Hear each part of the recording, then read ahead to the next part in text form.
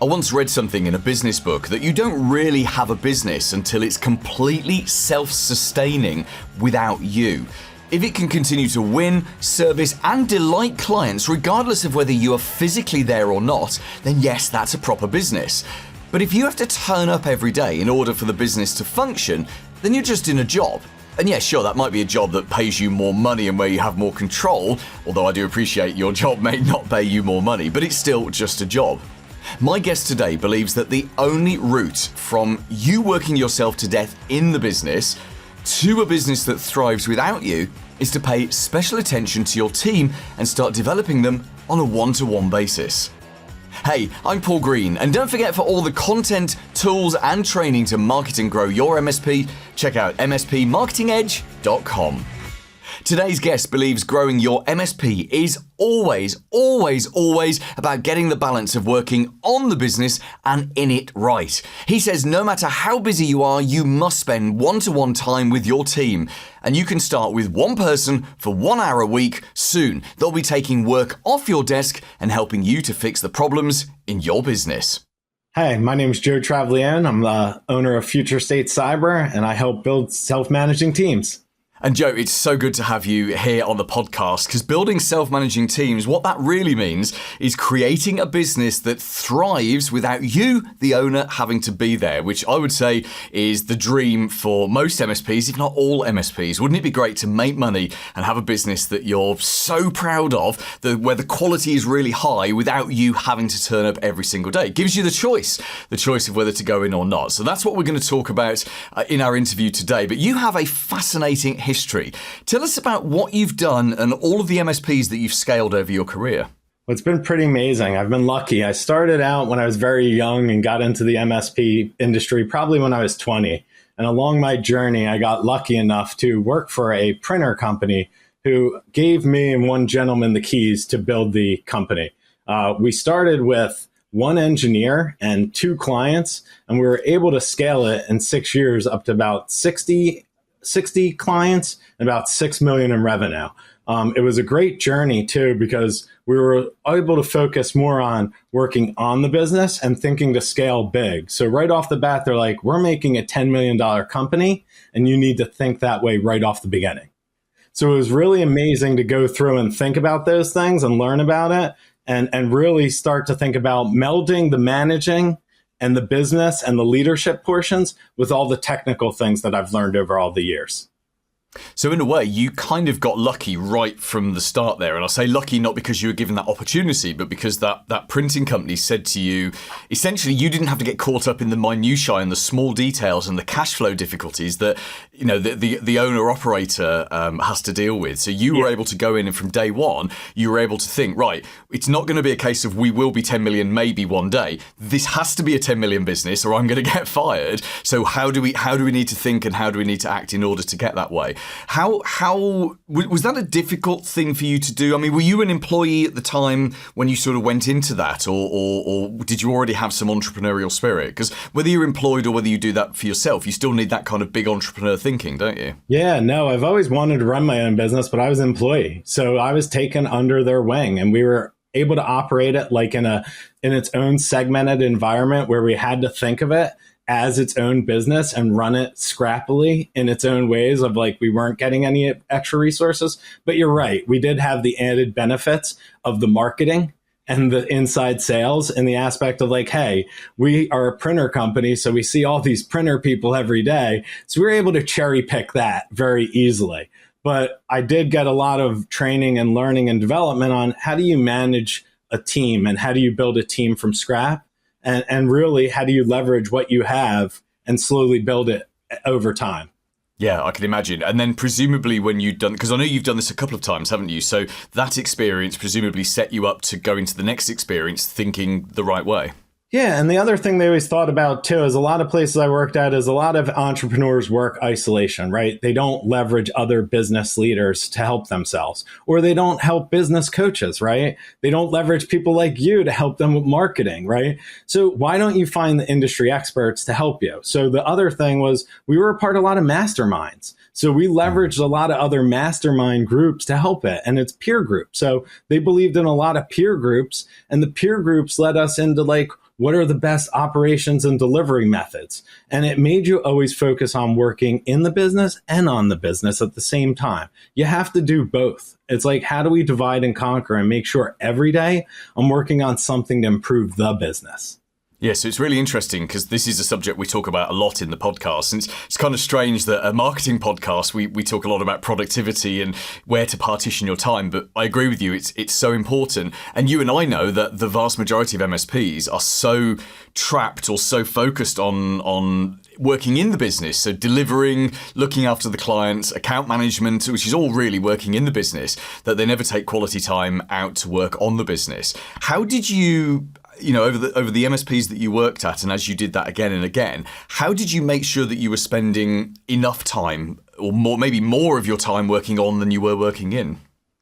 Yeah, it's really a tough balance, but I don't know. That's where a lot of self-discipline and as a team working through it. And I don't know, I fool around, say the videos on YouTube where they do the golf balls and the pebbles and the sand. Yeah. We really always go through that and like, okay, what one big golf ball are we putting in the bucket today? Really, what is the one major task every day we're doing towards our initiative for this quarter? And then what are the couple rocks that we're going to do that are customer service that we're going to make sure everything's going? And then we can waste the rest of our time on the sand and the tactical items.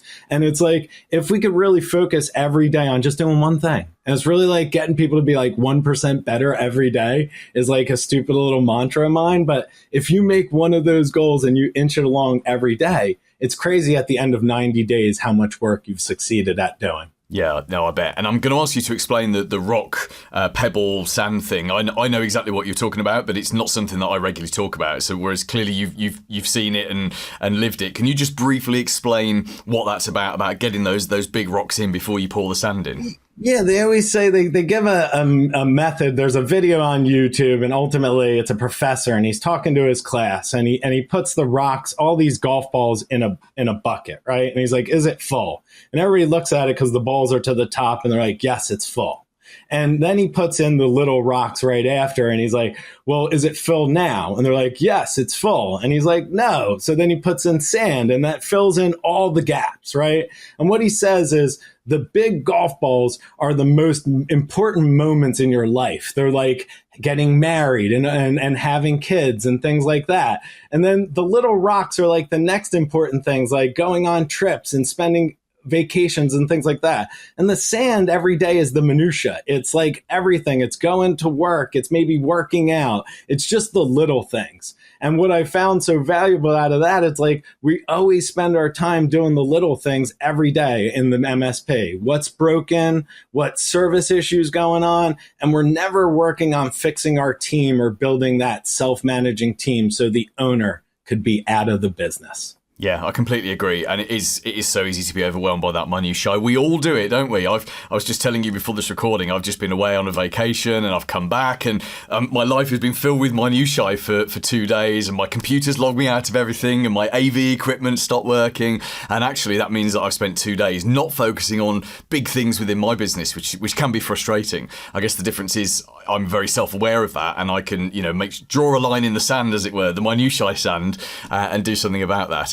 Let's talk about what MSP owners can do quickly to start to make a difference with this. And I know that you work with a growing number of MSPs, helping them on exactly this subject, how they can create teams that self-manage, that thrive without them. And we will talk about exactly what you do in a second. But let's assume I'm your typical MSP owner. So let's say I'm, heading up to somewhere near $1 million revenue. I've got, 5, 6, 7 techs. I've probably got an admin person. I might have a little part-time marketing person. And, I've got all of these people and they're all supposed to be doing their functions, and yet even though I'm paying all of this money, I'm still working 60-70 hours a week, I'm still talking to all the key clients myself, I'm still the third line tech, and there seems to be so much stuff that gets escalated to third line. I'm sure this is a very common scenario that you hear.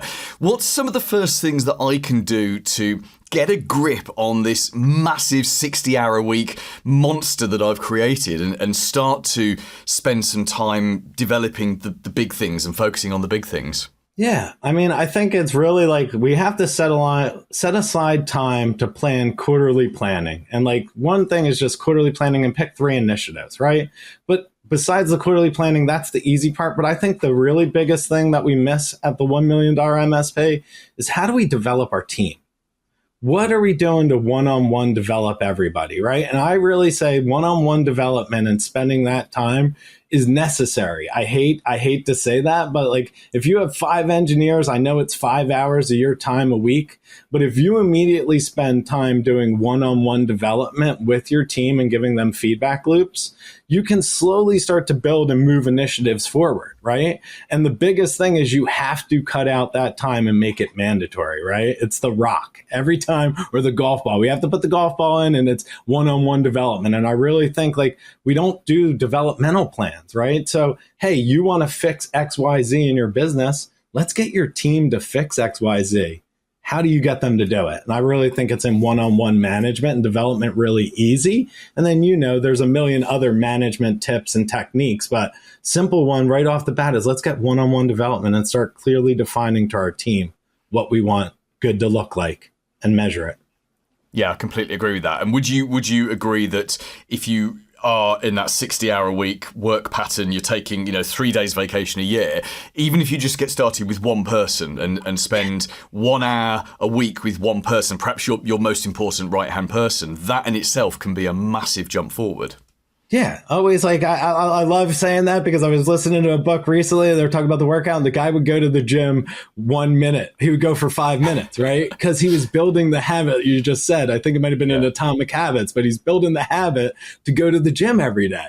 So he's like, I'm going to go in, I'm going to do one exercise for 5 minutes and I'm leaving. And slowly over time, it was longer the time. So I agree. Let's just do one person, the most important person that can help you move that initiative, that one rock. And then 2 people, and then 3 people. You're right. I agree. Let's build that like tribal. We'll get it to go to a tribe.